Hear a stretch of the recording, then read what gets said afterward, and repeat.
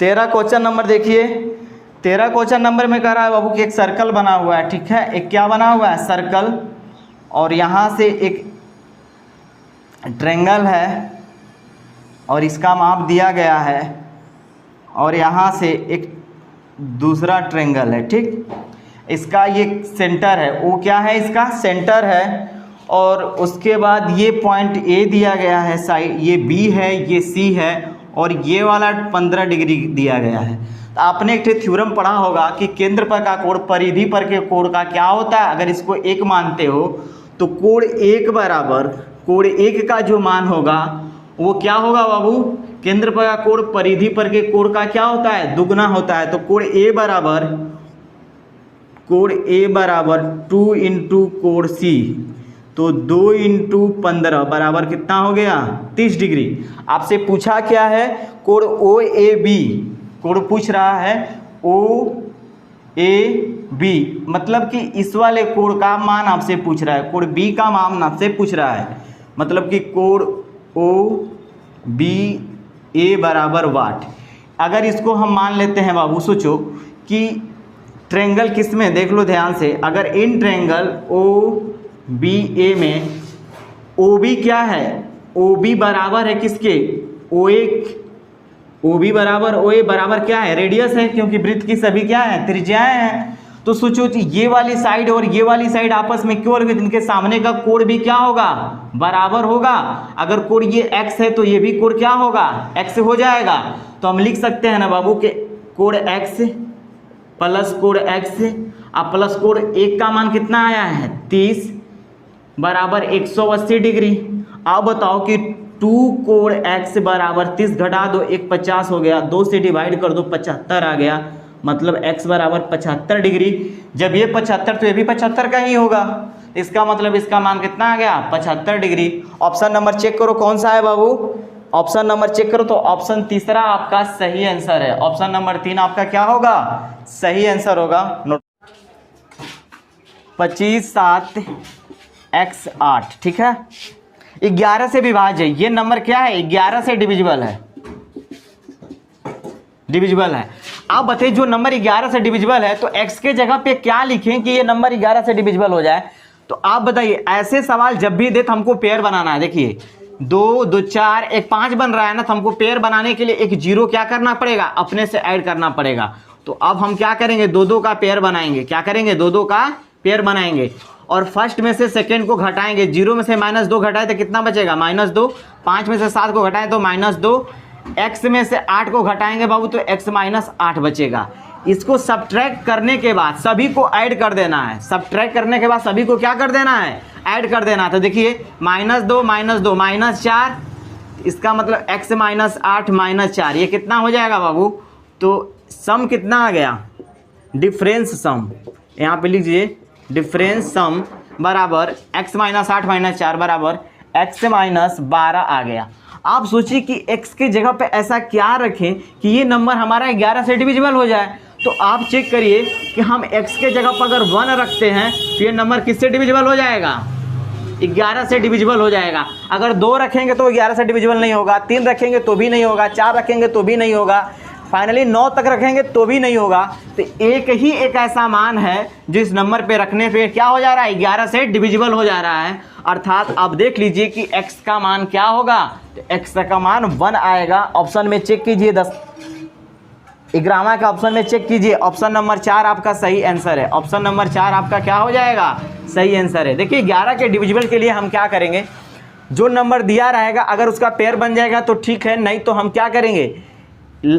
शुरू में 0 बैठा देंगे। शुरू में क्या करेंगे? 0 बैठा देंगे पेयर बैठाने के लिए। 2 2 का पेयर लेंगे और फर्स्ट वाले नंबर में से दूसरे को घटाएंगे। फर्स्ट वाले तो लास्ट में डिफरेंस का सम करेंगे। अगर डिफरेंस का सम 11 से डिविजिबल है तो पूरा का पूरा नंबर क्या हो जाएगा? 11 से डिविजिबल हो जाएगा। का 5%, क्या कह रहा है? x का 5% बराबर है 6 है, तो x ज्ञात करें। अब देखो ये कितना छोटा सा सवाल है बाबू। x का 5% का फ्रैक्शन वैल्यू क्या होता है? 1/20 बराबर 6। तो x की वैल्यू कितनी हो जाएगी? 20 × 120। आप नोट कर लीजिए, ऑप्शन नंबर 2 आपका सही आंसर होगा। ऑप्शन नंबर 2 आपका। क्वेश्चन नंबर 11 कह रहा है टेक्स्ट बुक कंपनी ने इतना रुपया में 10% चक्रवृद्धि ब्याज पर, ठीक है, रुपया पी बराबर कितना दिया है बाबू?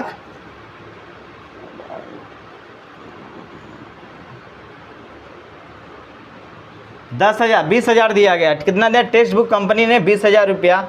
10% आर बराबर कितना दिया है? तो 10% के दर पर 3 ईयर के लिए, मतलब कि एन बराबर कितना दिया है? तो 3 ईयर दिया है, ठीक, के लिए योजना में निवेश किया।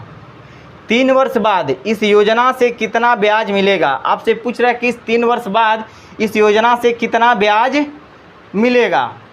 आपसे CI पूछ रहा है, ठीक है, 3 वर्ष बाद। CI बराबर क्या होता है फॉर्मूला? पहली बात बताओ, CI बराबर क्या होता है? तो A माइनस P होता है।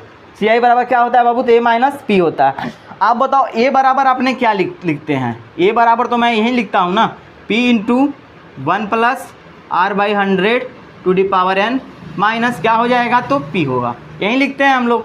तो ध्यान से देखो बाबू, आप P तो मेरा कितना दिया है? 2,000 20,000 दिया है, सॉरी 20,000 इंटू R हमारा 10% है, 10% का फ्रैक्शन वैल्यू 1/10 होगा, तो 1 प्लस 1/10 मतलब कि 11 कितना होगा? 11/10। कितना दिया है? 3 दिया है, तो 3 बार ये मल्टीपल होगा 11/10 इंटू 11/10 हो गया। माइनस कितना हो जाएगा बाबू? तो माइनस हमारा कितना दिया है? तो 20,000 हो गया। आप बताओ, एक जीरो से देखो, एक जीरो से 1 2 3 जीरो कट गए, ठीक है। अब हम मल्टीप्लाई करते हैं 1 का इसके साथ यूनिट डिजिट का तो 1 आएगा, इस 1 का इसके साथ तो भी 1 आएगा, और 0 के साथ करेंगे तो फाइनली कितना हो गया? 0, ठीक है। यूनिट डिजिट कितना आ गया? 0।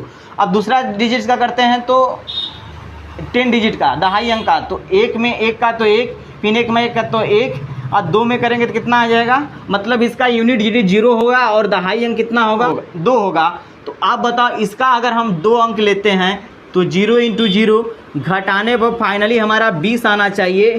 कहाँ? यूनिट डिजिट पे 0 आना चाहिए और दहाई स्थान पे क्या आना चाहिए? 2 आना चाहिए। तो ऑप्शन नंबर इसका हम चेक करते हैं। क्वेश्चन नंबर 11 का ऑप्शन नंबर देखिए बाबू, पहला ऑप्शन आपका दिया है जो 6620, दूसरा ऑप्शन देखिए बाबू दिया है 3310, तीसरा ऑप्शन देखिए 660000, चौथा ऑप्शन देखिए 6000। आप बताइए किसके यूनिट डिजिट पे 0 है और 10 डिजिट पे कितना है? 2 है। तो सिर्फ पहला ऑप्शन में ही है और बाकी किसी ऑप्शन में। चलिए, श्वेता ने 30 केजी चावल 10 रुपये प्रति केजी और 35 केजी चावल 11 रुपये प्रति केजी की दर से खरीदा। उसने दोनों को मिलाया। CP आप निकालिए, CP क्या होगा? पहली बात टोटल CP 30 केजी चावल 10 रुपया, ठीक है, 30 इंटू 10 प्लस 35 केजी 11, 35 केजी 11। अब बताओ 300 प्लस 11 5 55, 11 3 33, 5 38, 385, मतलब कि 685। ये टोटल CP हो गया 685। अब उसके बाद कहता है कि मिला देता है लेन देन में 30% का लाभ अर्जित करने के लिए 30% का लाभ। अब इसी पे कह रहा है 30% का प्रॉफिट करने के लिए।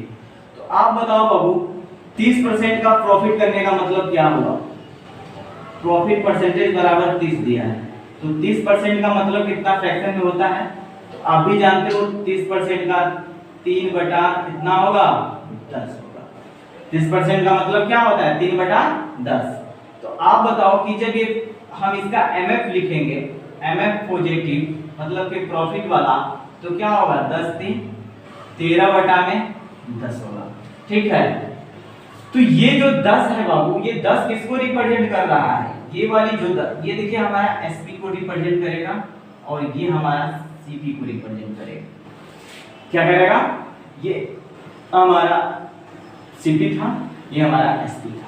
आप बताओ कि 10 यूनिट का मान कितना दिया है? 10 यूनिट बराबर कितना दिया है? तो 685।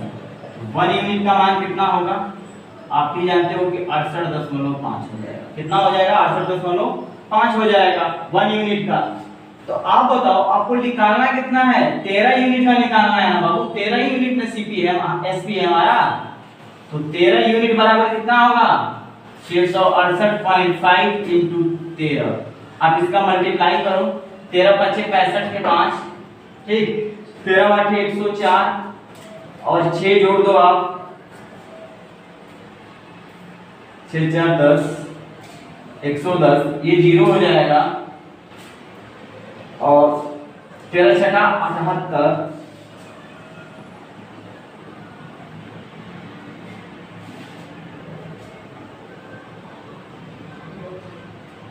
कितना हो जाएगा 890 रुपया आ जाएगा। कितना आ जाएगा आपका एसपी। ये किसको डिनोट करेगा, तो ये एसपी को डिनोट करेगा। किसको, एसपी को। आप बताइए टोटल हमारी मात्रा कितनी थी, टोटल वजन कितना था, तो वजन देखो 30 और 35, 30 केजी प्लस 35 केजी बराबर 65 केजी हो जाएगा। कितना हो जाएगा 65 केजी। अब बताओ तो 65 केजी है तो इसको आप जब 990.5 को प्रति केजी मूल्य, प्रति केजी मूल्य, आप इसको क्या करोगे बाबू 65 से डिवाइड करोगे, जब इसको काटो 13.7 कितना आएगा, तो 13.7 रुपया आएगा। ऑप्शन नंबर कौन सा होगा, तो ऑप्शन नंबर पहला आपका सही आंसर होगा, नोट कर लीजिए। चलिए हो गया।